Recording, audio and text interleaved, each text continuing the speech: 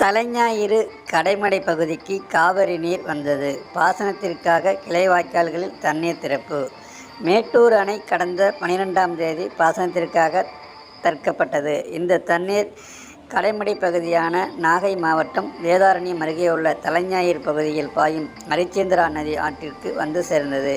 இதையடுத்து பொதுப்பணித்துறை உதவி பொறியாளர் சூரியபிரகாஷ், பொதுமக்கள், விவசாயிகள் சேர்ந்து கதவணை திறப்பு கருவிக்கு சந்தனம், குங்குமம் இட்டு மாலை அணிவித்து மலர் தூவி கற்பூரம் ஏற்றி வழிபாடு செய்து பாசன கால்வாயான ராஜான் வாய்க்காலில் தண்ணீரை திறந்து விட்டனர்.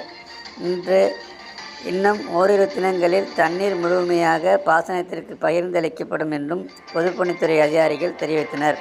தற்போது கடைமடை பகுதிகளுக்கு உரிய நேரத்தில் தண்ணீர் வந்து சேர்ந்துள்ளதால் விவசாயிகள் மகிழ்ச்சியுடன் குறுவை சாகுபடி வேலைகளை ஆரம்பித்துள்ளனர். இதனால் தலைஞாயிற்றை சுற்றியுள்ள 22,000 ஏக்கர் விளைநிலங்கள் பாசன வசதி பெறும் என்பது குறிப்பிடத்தக்கது.